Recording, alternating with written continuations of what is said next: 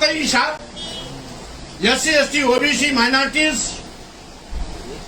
मुस्लिम समाज पर हो रहे धर्म और जाति दुर्भावना से ग्रसित होकर जुर्म जाति अत्याचार पर प्रभावी अंकुश लगाने का, आरक्षण व्यवस्था को 100% अनुपालन करने का और साथ ही साथ जो सरकार कहती है सबका साथ सबका विकास, तो सबका साथ अगर लेना है तो जातवार जनगणना कराना आवश्यक है। जातवार जनगणना सभी का करा करके आबादी के अनुपात में सबको आरक्षण दे दें, जिससे कि भर्ती में किसी प्रकार की धांधली का गुंजाइश न रह जाए। माननीय मुख्यमंत्री जी हो हमेशा हवाई फेंकते रहते हैं। आज जो मूलभूत प्रदेश और देश की समस्या है, न उस पर नजर प्रधानमंत्री की जा रही है, न मुख्यमंत्री की जा रही है। आज इसीलिए इस यात्रा के माध्यम से मेरी मांग है केंद्र और प्रदेश सरकार से कि हिंदू मुस्लिम मस्जिद में मंदिर खोजने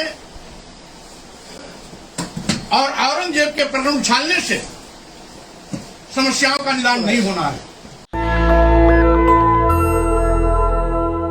2 दिन पहले मैं फतेहपुर का दौरा करके लौटा हूं। वहां पर भी इसी प्रकार से 28 साल के नौजवान को दबंगों ने पीट के मार डाला। यही नहीं,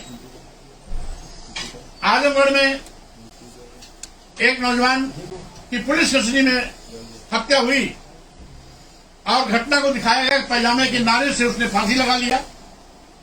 इस तरीके से आज सरकार गुंडाराज की पराया बन गई है। पूरे प्रदेश में कानून व्यवस्था नाम की कोई चीज नहीं रह गई है। पूरा प्रदेश जंगल राज बन गया है। गुंडे माफिया अपराधी सत्ता के संरक्षण में बेखौफ होकर कहर बर्पा कर रहे हैं। सरकार गूंगी बनी अंधी मगर तमाशबीन बनी हुई है। इन गुंडे माफिया अपराधियों पर कानून कार्रवाई करने से बचता है, क्योंकि कहीं न कहीं उनको सरकारी संरक्षण प्राप्त है।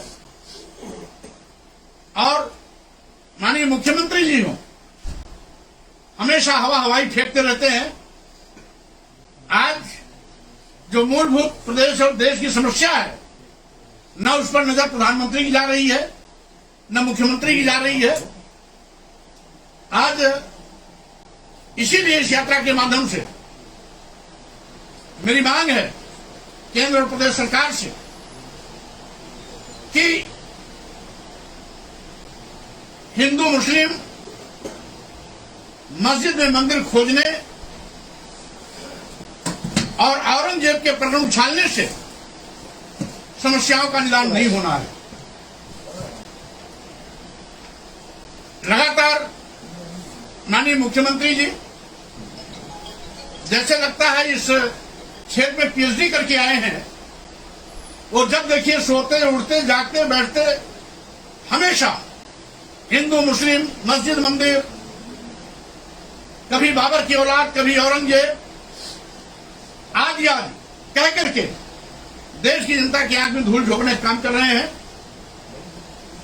जबकि आवश्यकता है बेरोजगार नौजवानों को रोजगार दिलाने का, महंगाई पर प्रभावी अंकुश लगाने का, किसान समस्या हल करा करके न्यूनतम समर्थन मूल्य घोषणा करने का, छूटा जानवरों से फसल को चराने से बचाने का, महंगी शिक्षा को खत्म कर वन नेशन वन एजुकेशन की व्यवस्था लागू करने का, साथ ही साथ एससी एसटी ओबीसी माइनॉरिटीज मुस्लिम समाज पर हो रहे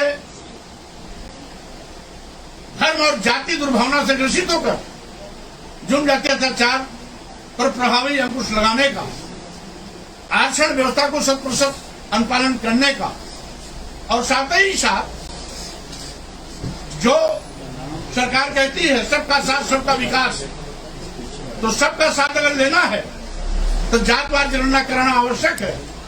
जातवार जनगणना सभी का करा करके आबादी के अनुपात में सबको आरक्षण दे दें, जिससे कि भर्ती में किसी प्रकार की धांधली का गुंजाइश न रह जाए।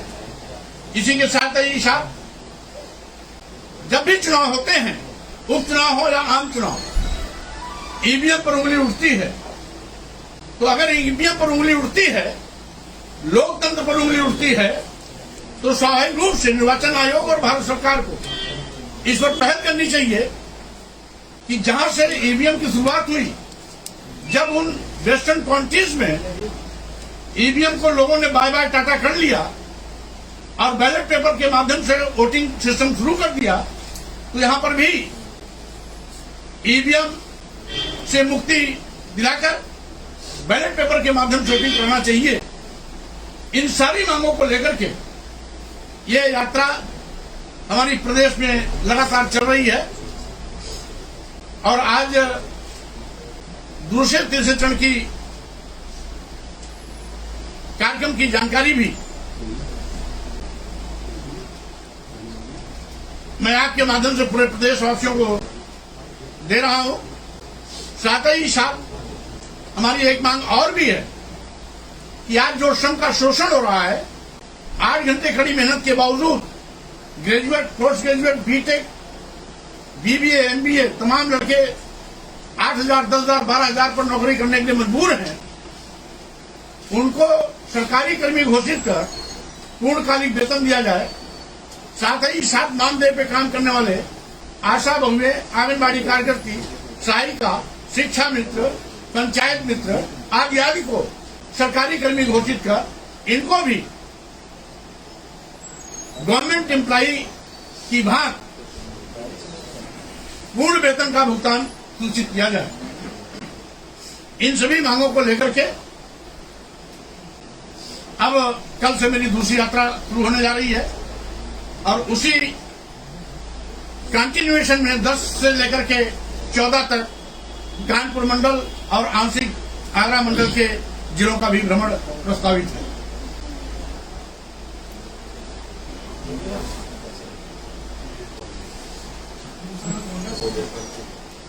दूसरे चरण की शुरुआत कल बस्ती जनपद से शुरू होगा,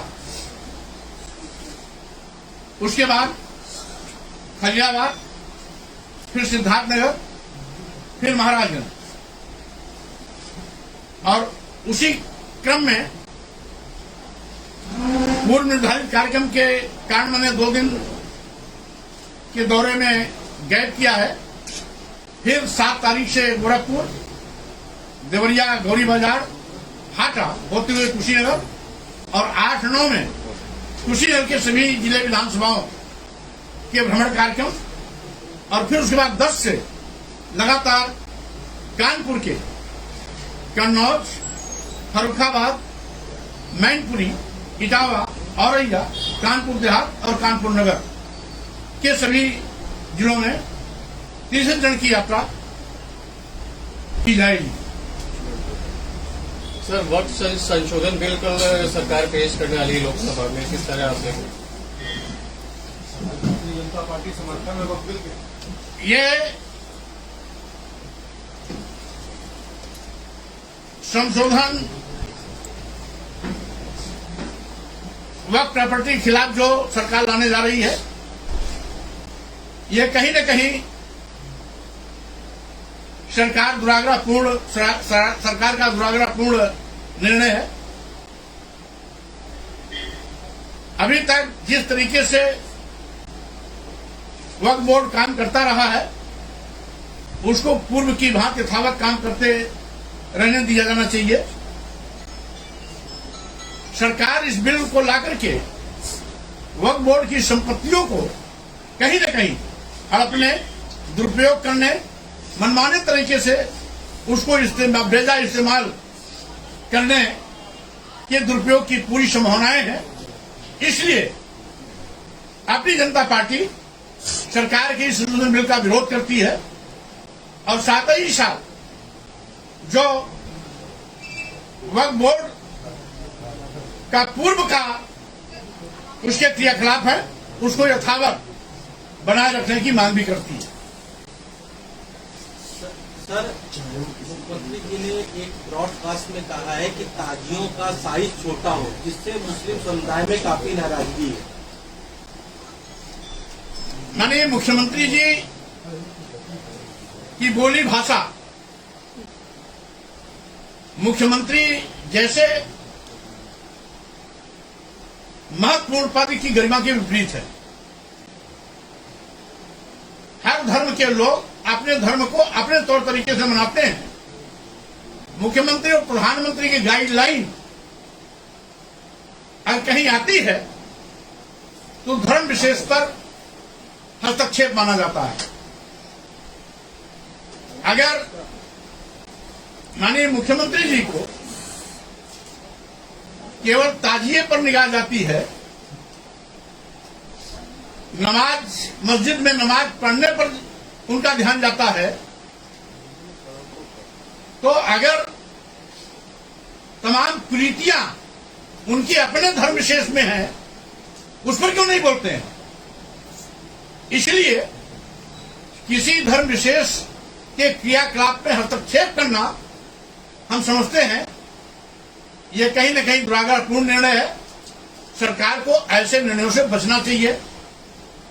भारतीय संविधान भी इस बात की इजाजत नहीं देता है कि आप किसी भी धर्म विशेष में हस्तक्षेप करें और किसी धार्मिक कार्य को सरकारी हस्तक्षेप करके उसमें दखल देने की कोशिश करें।